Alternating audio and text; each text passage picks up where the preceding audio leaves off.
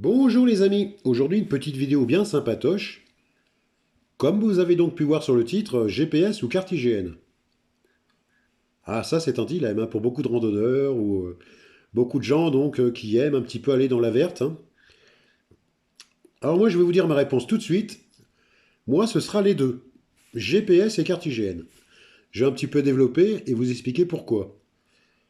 Donc c'est vrai que le GPS est quand même un appareil formidable qui vous permet de vous orienter, donc de matérialiser donc un point bien précis hein, qui vous intéresse. Comme par exemple là, ouais, ces jolies noisettes. Ah, c'est pas des noisettes que j'ai achetées, ce sont des noisettes donc que j'ai trouvées dans la nature. Donc au moment où le noisetier donne son fruit, bon bah voilà, j'ai fait ma petite récolte, mais je comptais quand même y retourner. Faut toujours penser aux réserves alimentaires et à l'autonomie. Donc bah, pour me rappeler de l'endroit où j'ai trouvé ces noisetiers, j'ai donc enregistré ce point-là donc dans mon GPS pour pouvoir y retourner via un itinéraire. Voilà. On peut également s'en servir pour les points d'eau. Donc j'ai trouvé énormément de sources. C'est vrai qu'en montagne, on trouve des sources, hein, si vraiment on cherche bien. Des points d'eau potable, des abris, comme des abris naturels, comme des grottes, ou des abris d'origine humaine, comme des refuges, hein, surtout en montagne. Ça peut un jour vous dépanner. Également, au niveau de l'autonomie alimentaire, bah, j'ai pu, au fil des randonnées, hein, je veux dire ça, c'est sur des années, hein, trouver des pommiers sauvages. Donc trouver des noisetiers, comme j'ai pu vous montrer, des noyers, des cognaciers, des framboisiers, enfin, voilà, on peut imaginer pas mal de choses. Des endroits où éventuellement on peut bivouaquer, voilà par exemple, hein. Ou faire carrément des spots camping-car hein, pour plus tard, hein, voilà. Donc les possibilités sont énormes. Bon, l'appareil GPS, par contre, oui, c'est un appareil qui fonctionne avec une énergie. Donc là, en l'occurrence, c'est un Garmin Eutrex 10 qui fonctionne donc avec des piles standards, hein. C'est pour ça que moi je dis toujours bah, à mes amis randonneurs de toujours avoir des lampes torches ou des appareils qui fonctionnent avec par exemple des AA, des AAA. On trouve ça partout. Voilà. Des fois, c'est un peu bête d'avoir des piles avec des références pas possibles qu'on n'arrive pas à trouver facilement. Voilà.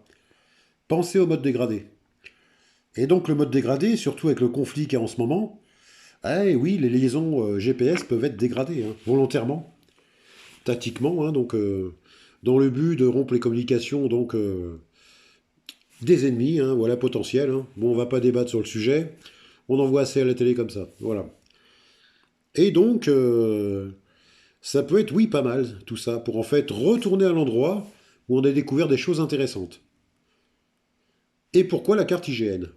Ben oui, justement, s'il y a un mode dégradé qu'on ne peut plus utiliser le GPS, c'est toujours bien d'avoir ces points sur une carte IGN.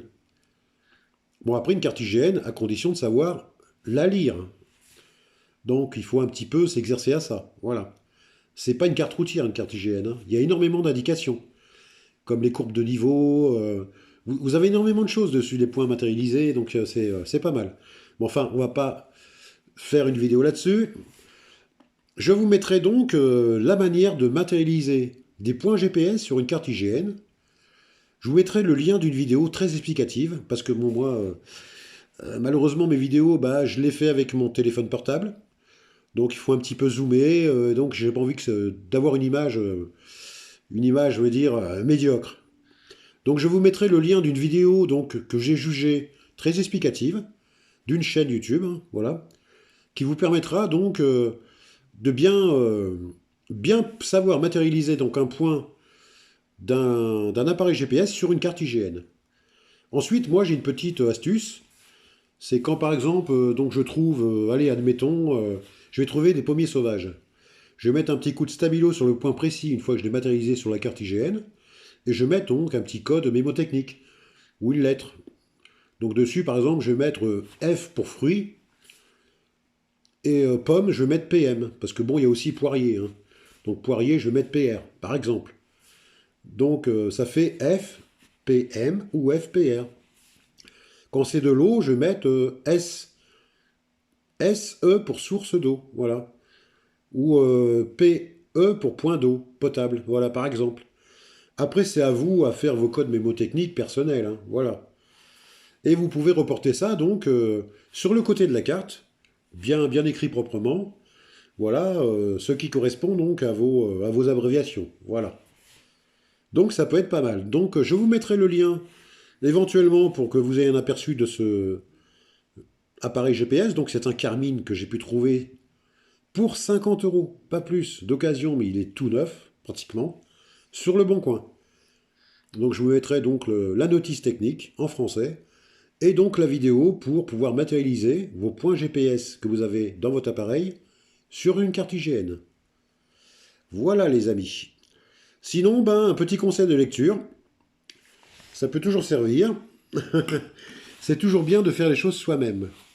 Donc là, j'ai sélectionné un petit livre qui d'habitude vaut très cher hein, quand même. Hein. C'est quand même un livre très épais, vous voyez. Qui vaut quand même 45 euros. Ouh là là, oui. Donc, bah, en faisant les vides-greniers, ce genre de livre, je l'ai eu à 2 euros. Alors, pour les gens qui ont envie de faire un petit peu la cuisine eux-mêmes, on peut trouver des recettes formidables. Oui, il est tout neuf, le bouquin. Hein, c'est... Ouais. Tradition gourmande, table des matières, les viandes, les poissons, les... voilà. Enfin, il y a énormément tableau des équivalences. C'est vraiment un livre hyper intéressant. Vous voyez, des petits exemples. Hein. Voilà, je pense que vous voyez les titres, hein, salade de pissenlit au lard, salade de légumes aux anchois, enfin il y a énormément de choses, salade orientale, toutes les salades, tous les plats, cœur d'artichaut à la barigoule, donc plein de bonnes choses, pis saladière, voilà. Donc des recettes traditionnelles, hein, tout simplement, hein. Voilà que on peut faire soi-même, et c'est nettement meilleur. Donc voilà les amis, petit conseil de lecture, tradition gourmande, aux éditions Floréal. Ouais, je pense que ça doit pouvoir se trouver en tapant tout ça dans Google. Donc j'espère que la vidéo va vous servira. Bon bah c'est vrai que faire moi-même un tuto sur la carte IGN, donc bah je suis pas du tout un youtubeur professionnel, je ne suis pas monétisé, j'ai mon téléphone portable pour faire mes vidéos. Ma chaîne a pour but simplement de faire un échange et un partage avec les autres gens qui sont un petit peu dans les mêmes démarches et les mêmes recherches que moi. Donc le désir d'apprendre des autres et puis de donner des astuces que je connais. Voilà, tout simplement. Et tout ça dans la bonne humeur et la convivialité. Voilà les amis, je vous souhaite de passer un agréable week-end. Prenez bien soin de vous et de vos proches. À ciao ciao.